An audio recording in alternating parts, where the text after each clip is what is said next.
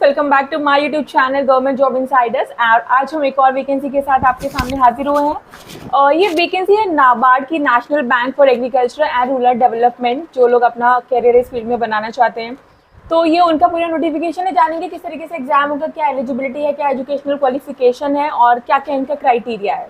तो बात करते हैं एप्लीकेशन बिगिन की, तो 27 जुलाई से ये स्टार्ट हो गया है, जिसकी एंड डेट जो है वो 15 अगस्त है। NABARD is an all India apex organization है, wholly owned by the government of India and an equal opportunity employee। ये गवर्नमेंट ऑर्गेनाइजेशन है जो वर्क करती है, ठीक है, solely owned by the government of India।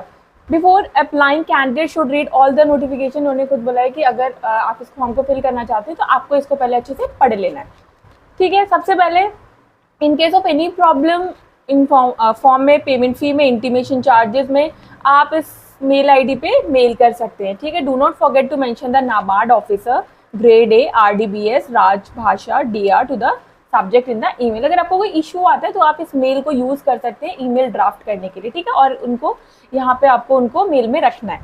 Important dates मैंने बता दिया, 27 जुलाई, 15 अगस्त लास्ट है। फेज 1 का जो एग्जाम होगा वो आपका होगा 1 सितंबर 2024। NABARD reserve the right to make changes in the dates of examination. Change करना चाहेंगे तो चेंज कर सकते हैं, अदरवाइज अभी इन्होंने डिक्लेयर कर दिया है दैट 1 सितंबर से एग्जाम होगा इसका। ये यहाँ पे इन्होंने वैकेंसीज बता रखी, नंबर ऑफ वैकेंसीज एंड किसके कितने रिजर्वेशन। जैसे जनरल की, पोस्ट डिसिप्लिन जनरल की 23 है, ठीक है। पोस्ट डिसिप्लिन यहाँ पे दिखा रखा है, general, chartered accountant, finance, computer, information, agriculture, ये सारे यहाँ पे पोस्ट हैं, डिपार्टमेंट्स हैं।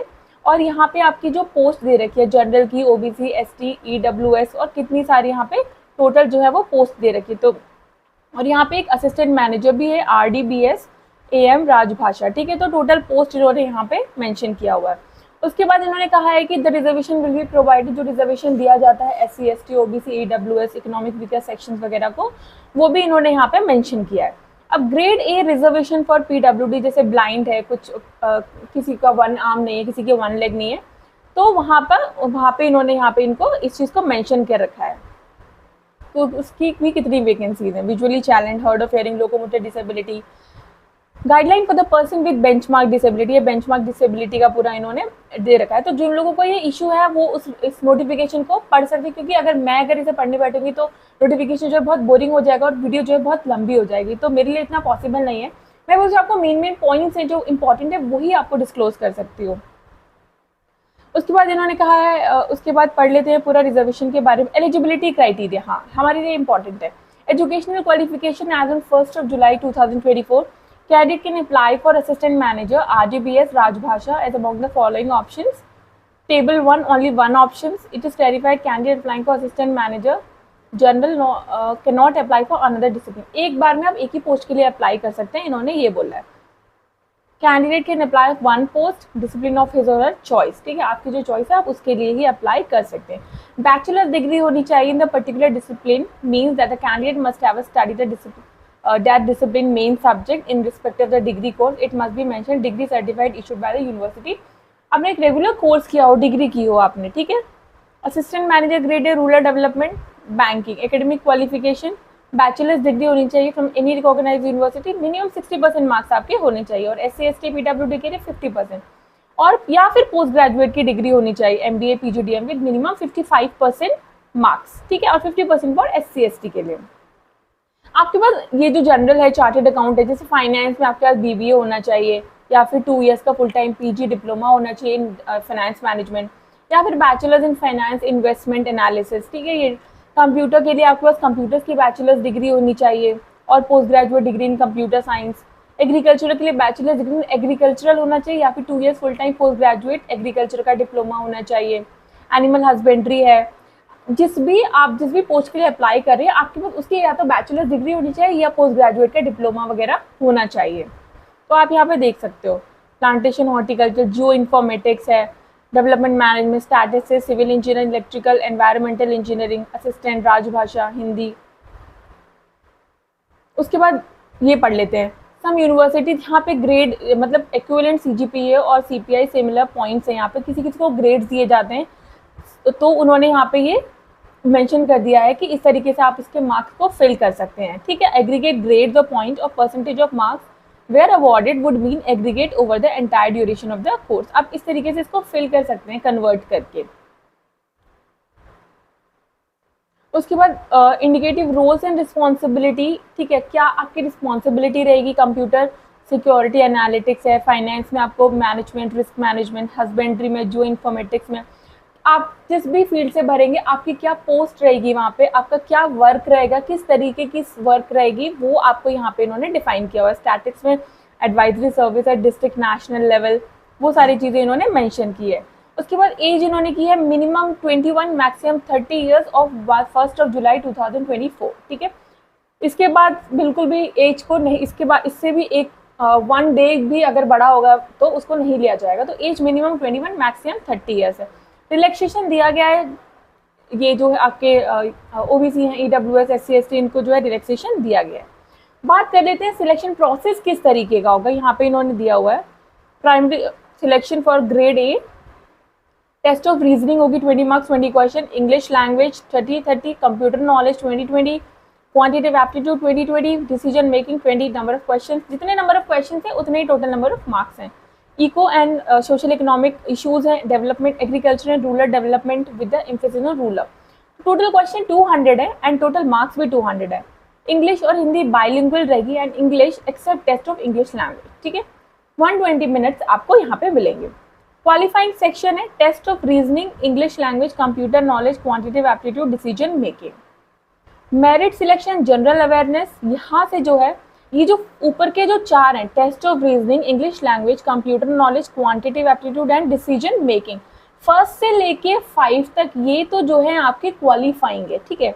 मेरिट सेक्शन किससे बनेगी, जनरल अवेयरनेस से बनेगी आपकी, economic and social issues with focus on rural India, agricultural and rural development with emphasis on rural India, वो बस क्वालिफाइंग है। मेरिट जो बनेगी वो इन सेक्शन से मिलेगी आपकी 6, 7 और 8 सीरियल नंबर से।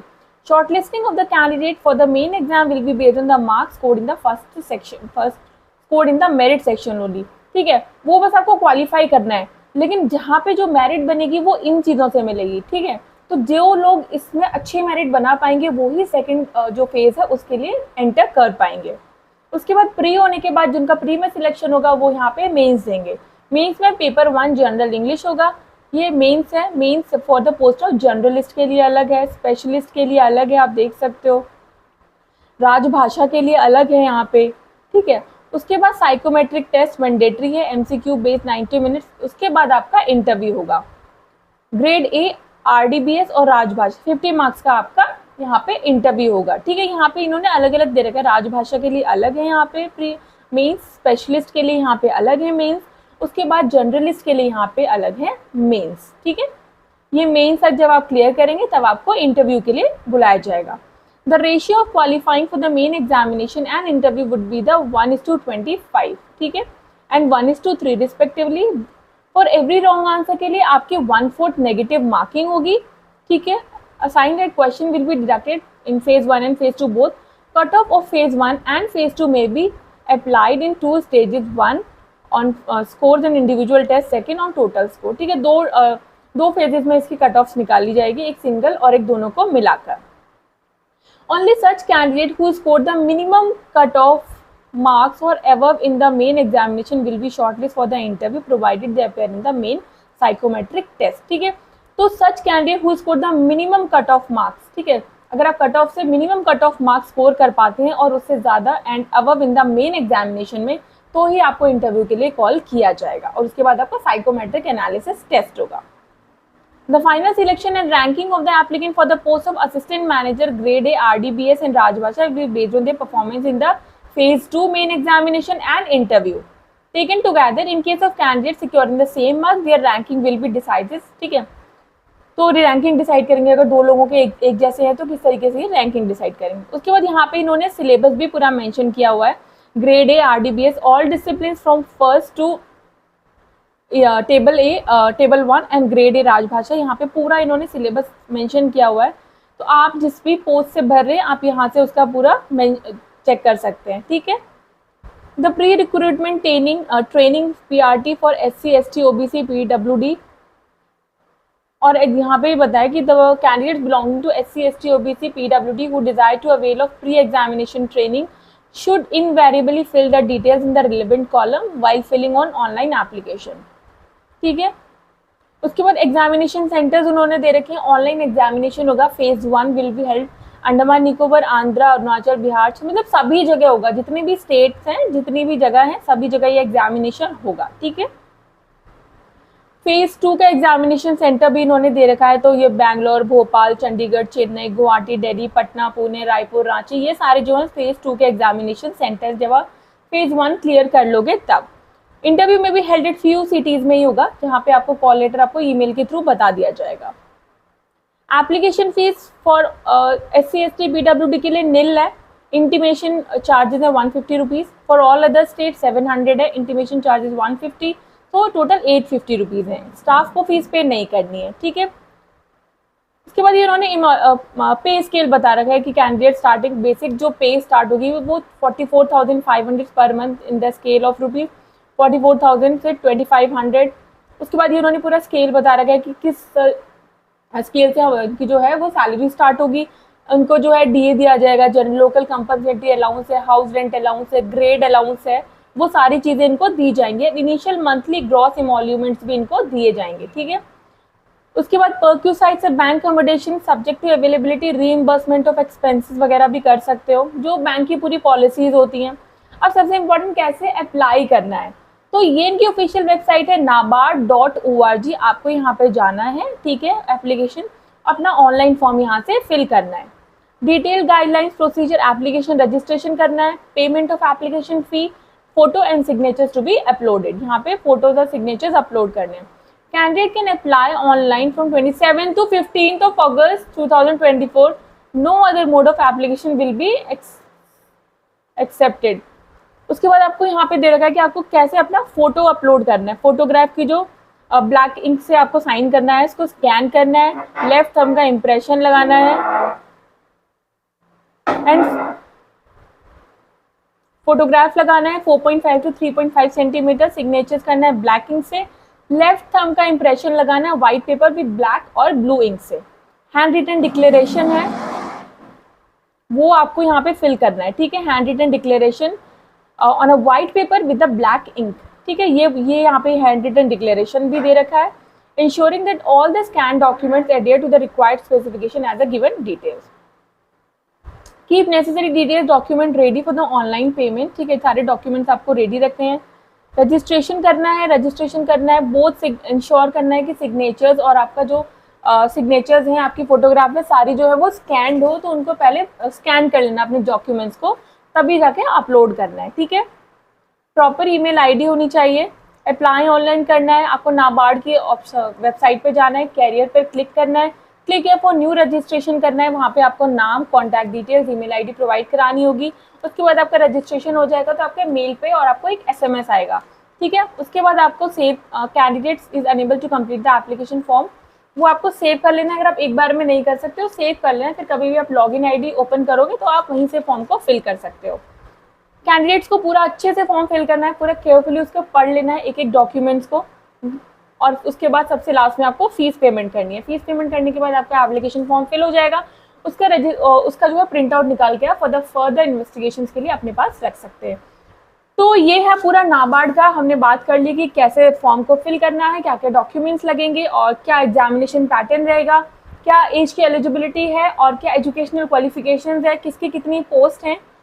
तो आई होप वीडियो आपके लिए बहुत यूजफुल रही होगी, और वीडियो यूजफुल रही हो तो चैनल को लाइक, शेयर, सब्सक्राइब जरूर करें। तब तक के लिए नमस्ते, शुक्रिया, थैंक यू।